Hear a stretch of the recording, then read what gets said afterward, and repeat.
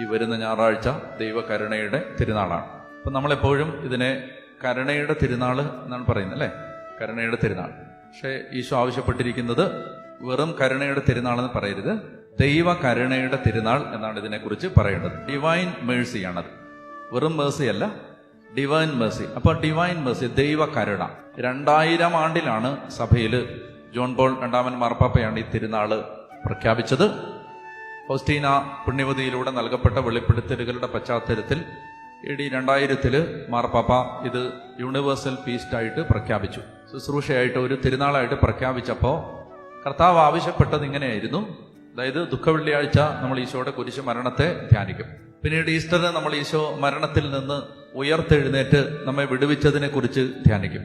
അപ്പൊ യേശുവിന്റെ പീഡാനുഭവത്തിന്റെയും മരണത്തിന്റെയും ഉത്ഥാനത്തിന്റെയും അനന്തര ഫലമായി യോഹന്നാൻ ഒരു കാഴ്ച കണ്ടു. പടയാളികളിൽ ഒരുവൻ ഒരു കുന്തം കൊണ്ട് യേശുവിന്റെ വിലാപ്പുറത്ത് കുത്തുമ്പോൾ അവിടെ നിന്ന് രക്തവും വെള്ളവും ഒഴുകുന്നതായി യോഹന്നാൻ കണ്ടു. അപ്പൊ അങ്ങനെ രക്തവും വെള്ളവും ഒഴുകുന്നതായി കണ്ടപ്പോൾ ഈശോ അതിനെ ആ വചനഭാഗത്തെ ഉദാഹരിച്ചുകൊണ്ടാണ് ഫൗസ്റ്റീനയോട് പറയുന്നത്, എൻ്റെ ഹൃദയത്തിൽ നിന്ന് മാനവരാശിക്ക് മുഴുവനായിട്ടും ഒഴുകിയ രക്തവും ജലവും. അതിൽ ഒരു മനുഷ്യാത്മാവ് ശരണപ്പെടുമ്പോൾ കർത്താവ് കുരിശിൽ പാപികളായ മനുഷ്യരുടെ പാപങ്ങൾക്ക് വേണ്ടി കുരിശിൽ മരിക്കുകയും അവിടുന്ന് ഉയർത്തെഴുന്നേൽക്കുകയും ചെയ്തത് വഴി മാനവകുലത്തിന്റെ മേൽ ദൈവത്തിന്റെ കരുണ ഒഴുകി ഇറങ്ങിയപ്പോൾ ആ കരുണയിൽ ആര് ശരണപ്പെട്ടാലും അവർക്ക് പരിപൂർണമായ പാപമോചനം ലഭിക്കും. ഇതാണ് ഈ ദൈവകരുണയുടെ തിരുനാളിന്റെ ഏറ്റവും ലളിതമായ വിശദീകരണം. അതുകൊണ്ടാണ് ഇത് ഈസ്റ്റർ കഴിഞ്ഞ് തൊട്ടടുത്ത് വരുന്ന ഞായറാഴ്ച ആചരിക്കണമെന്ന് ഈശോ ആവശ്യപ്പെട്ടത്. അപ്പൊ അതിന്റെ സാങ്കത്യം ഇതാണ്. കർത്താവ് ഈശോ മിശിഹായുടെ പീഡാനുഭവം, മരണം, ഉത്ഥാനം ധ്യാനിച്ചതിന് ശേഷം ആ കൃപകളെല്ലാം സ്വീകരിച്ച ഒരാത്മാവിലേക്ക്, ആ അന്തരാത്മാവിലേക്ക് ഇനി ഒഴുകി ഇറങ്ങുന്നത് എന്താണ്? ദൈവത്തിന്റെ അനന്തമായ കരുണ. ഇത് ആരിലേക്കാണ് ഒഴുകി ഇറങ്ങുന്നത്? ഈശോയുടെ പീഡാനുഭവത്തിലും കുരിശുമരണത്തിലും ഉത്ഥാനത്തിലും അതിന്റെ യോഗ്യതകളിലും ആശ്രയിക്കുന്ന, വിശ്വസിക്കുന്ന, ഈ രണ്ട് വാക്കുകളും വളരെ പ്രധാനപ്പെട്ടതാണ്. വിശ്വസിക്കുന്ന, ആശ്രയിക്കുന്ന ഒരാത്മാവിലേക്ക് അനന്തമായ ദൈവത്തിന്റെ കരുണ ഒഴുകിയിറങ്ങും. ഇത് വിശ്വസിക്കുന്ന ഒരാത്മാവിന് മാത്രമേ ഇനി മുന്നോട്ട് പോകാൻ അനുവാദമുള്ളൂ, ഇനി തിരുനാൾ ആഘോഷിക്കാൻ അനുവാദമുള്ളൂ. ഇത് വിശ്വസിക്കാത്ത ഒരാത്മാവിന്, യേശുവിന്റെ കുരിശുമരണത്തെ വിശ്വസിക്കാത്ത ഒരാത്മാവിന് ഇനി മുന്നോട്ട് പോയിട്ട് കാര്യമില്ല. അപ്പൊ അതുകൊണ്ടാണ് ഈശോ പറഞ്ഞു, ദൈവകരുണയുടെ ചിത്രം പ്രചരിപ്പിക്കുമ്പോൾ കർത്താവ് ആവശ്യപ്പെട്ടൊരു കാര്യം ഇതാണ്. അതിനകത്ത് പ്രധാനമായിട്ടും ഉണ്ടാവേണ്ടത് ഈശോയുടെ ഹൃദയത്തിൽ നിന്ന് പുറപ്പെടുന്ന 2 രശ്മികൾ ഉണ്ടാവണം. ഒരു ചുവന്ന രശ്മി, പിന്നെ ഒരെണ്ണം ഒരു പെയിൽ വൈറ്റ്, ഒരു വെള്ള രശ്മി. ഒന്ന് യേശുവിന്റെ തിരുരക്തത്തെയും മറ്റേത് യേശുവിന്റെ ഹൃദയത്തിൽ നിന്ന് ഒഴുകിയ തിരുജലത്തെയും സൂചിപ്പിക്കുന്നു. അപ്പൊ ഈ ഒഴുകി ഇറങ്ങുന്ന കരുണയെ യേശുവിന്റെ രക്തത്തിലൂടെയും യേശുവിന്റെ തിരുജലത്തിലൂടെയും കർത്താവ് കീറിമുറിക്കപ്പെട്ടതിലൂടെ ഒഴുകിയിറങ്ങുന്ന ദൈവകരുണയെ ഒരു വ്യക്തി വിശ്വസിക്കുകയും ആശ്രയിക്കുകയും ചെയ്യുമ്പോഴാണ് ആ വ്യക്തിക്ക് സമ്പൂർണമായ പാപമോചനമാണ് ലഭിക്കുന്നത്. നമ്മൾ മനസ്സിലാക്കേണ്ടത് ഒരുപാട് കാര്യങ്ങൾ അതിന്റെ പിന്നിലുണ്ട്. അപ്പൊ അതുകൊണ്ട് ഈശോ പറഞ്ഞു, ഈ ഛായാചിത്രത്തിന്റെ അടിയിൽ എപ്പോഴും, ആ ചിത്രത്തിന്റെ അടിയിൽ എപ്പോഴും എഴുതി വെച്ചിരിക്കണം എന്താണ്? Jesus I trust in you. ആ ട്രസ്റ്റിനകത്താണ് എല്ലാ കാര്യങ്ങളും. ആ ഒറ്റ വാക്കിനകത്താണ് ഈ ദൈവകരുണയുടെ തിരുനാളിന്റെ എല്ലാ അനുഗ്രഹങ്ങളും കിടക്കുന്നത്. ഈ ട്രസ്റ്റ് എന്ന് പറയുന്ന ഒരു വാക്കിനകത്താണ്. ആശ്രയിക്കുക, അല്ലെങ്കിൽ മലയാളത്തിൽ അതങ്ങനെയാണ് എഴുതിയിരിക്കുന്നത്, കർത്താവേ അങ്ങയിൽ ഞാൻ ശരണപ്പെടുന്നു. അപ്പൊ എന്റെ ചോദ്യം ഇതാണ്, ശരണപ്പെടുന്നുണ്ടോ? ട്രസ്റ്റ് ചെയ്യുന്നോ? ഈശോയിൽ ട്രസ്റ്റ് ചെയ്യുന്നോ? അപ്പൊ ആ ട്രസ്റ്റിനകത്താണല്ലോ. അപ്പൊ അതുകൊണ്ട് അതൊന്ന് വിശദീകരിക്കേണ്ടതുണ്ട്. അപ്പൊ ഈ 2 കാര്യങ്ങൾ ഓർത്തിരിക്കുക. ഒന്ന്, ഈശോയുടെ ഹൃദയത്തിൽ നിന്ന് ഒഴുകിയ തിരുരക്തവും തിരുജലവും. അപ്പൊ അത് എന്തിനെ സൂചിപ്പിക്കുന്നു? അത് കർത്താവ് നമുക്ക് വേണ്ടി സമർപ്പിച്ച ആ ബലിയർപ്പണത്തെ സൂചിപ്പിക്കുന്നു. അത് ഉദാശകളിലൂടെ ഒഴുകി ഇറങ്ങുന്ന ദൈവത്തിന്റെ അനന്തമായ കരുണയെ സൂചിപ്പിക്കുന്നു. അപ്പൊ ഒരു വ്യക്തി ഈ ഛായാചിത്രത്തിന്റെ അടിയിൽ എഴുതി വെച്ചിരിക്കുന്ന കാര്യം വിശ്വസിക്കണം. എന്താ വിശ്വസിക്കേണ്ടത്?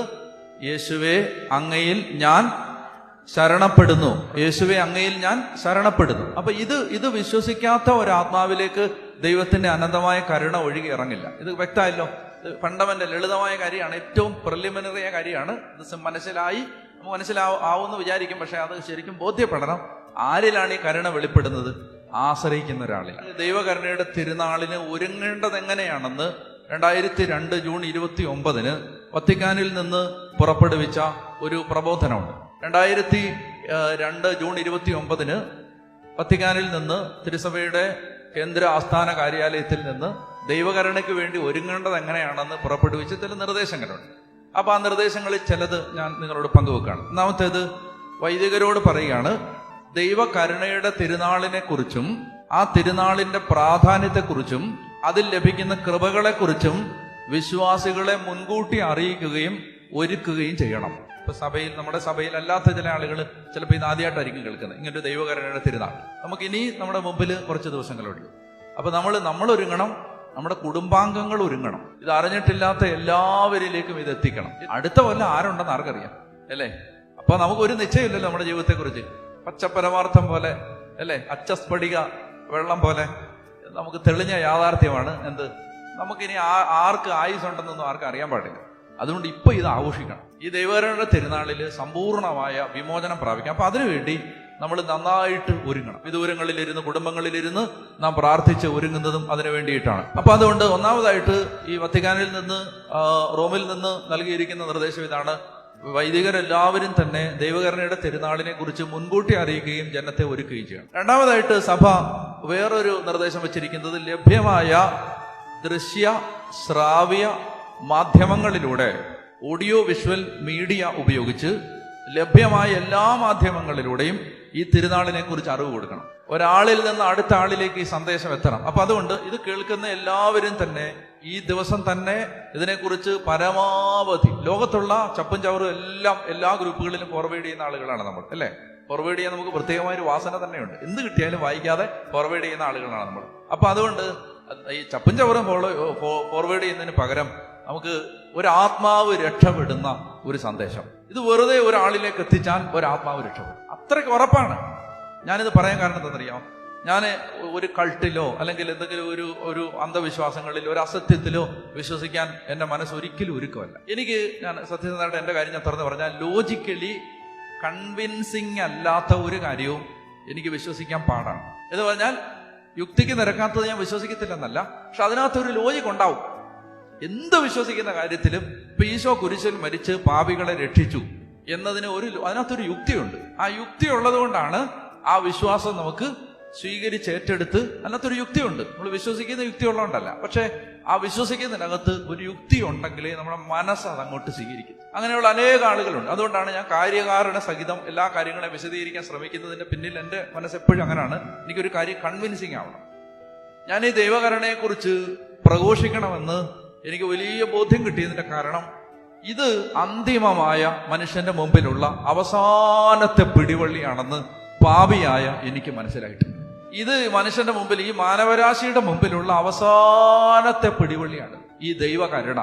അതുകൊണ്ട് നമ്മൾ ഇത് എത്രമാത്രം ഈ കാര്യം ലോകത്തോട് അറിയിക്കാൻ നമുക്ക് സാധിക്കുമോ അത്രത്തോളം നമ്മൾ ഇതിനെ തയ്യാറാണ്. ഞാൻ നിങ്ങളോട് പറയാണ്, ദൈവകരുണയുടെ തിരുനാളിനെ കുറിച്ച് എത്തിക്കാവുന്ന പരമാവധി ആളുകളിൽ ഇത് എത്തിക്കും.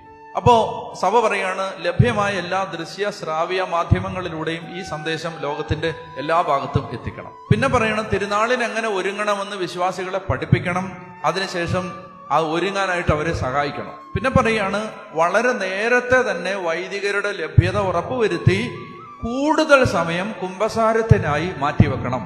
ഇത് ഞാൻ നിങ്ങളോട് പറയുന്നത്, നിങ്ങൾ ഓരോരുത്തരും വളരെ ഗൗരവമായി ദൈവകരുണയുടെ തിരുനാൾ ആഘോഷിക്കാൻ വേണ്ടി വന്നവരാണ്, അല്ലെങ്കിൽ അതിനുവേണ്ടി ഇത് കേൾക്കുന്നവരാണ്. അതുകൊണ്ടാണ് ഞാൻ പറയുന്നത്, നിങ്ങൾ എന്ത് ചെയ്യണം? സമയമെടുത്ത് കുമ്പസാരിക്കാനായിട്ട് നമ്മൾ ഒരുങ്ങണം. ഇപ്പോഴേ കുമ്പസാരത്തിന് സൗകര്യ ആഴ്ചയിൽ എവിടെയെങ്കിലും നമ്മൾ അതിന്റെ ലഭ്യത ഉറപ്പാക്കണം. വൈദികരോടും ഇടവകളോടും സഭ ഉദ്ബോധിപ്പിക്കുകയാണ്, വൈദികരുടെ ലഭ്യത നേരത്തെ തന്നെ ഉറപ്പുവരുത്തി കുമ്പസാരത്തിന് കൂടുതൽ സമയം മാറ്റിവെക്കണം.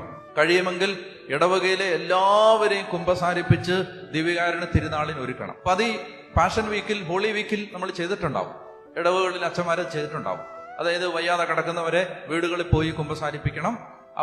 അവരെ ദൈവകരുണ തിരുനാളിന് വേണ്ടി ദേവാലയത്തിൽ വരുന്നവരെ ദേവാലയത്തിൽ വെച്ച് കുമ്പസാരിപ്പിച്ച് ദൈവകരുണയുടെ തിരുനാളിന് വേണ്ടി ഒരുക്കണം. അതായത് ഈ സർവ്വസന്നാഹങ്ങളും ഉപയോഗിച്ച് ഇതിനു വേണ്ടി ഒരുങ്ങണം. അടുത്തത് പറയുകയാണ്, ഈ തിരുനാൾ ദിവസം ലഭിക്കുന്ന ഉന്നതമായ കൃപകളെ കുറിച്ച് വിശ്വാസികളെ പഠിപ്പിക്കണം. ഈ തിരുനാളിന് ലഭിക്കുന്ന അത്യുന്നതമായ കൃപകളെ കുറിച്ച് വിശ്വാസികളെ പഠിപ്പിക്കണം.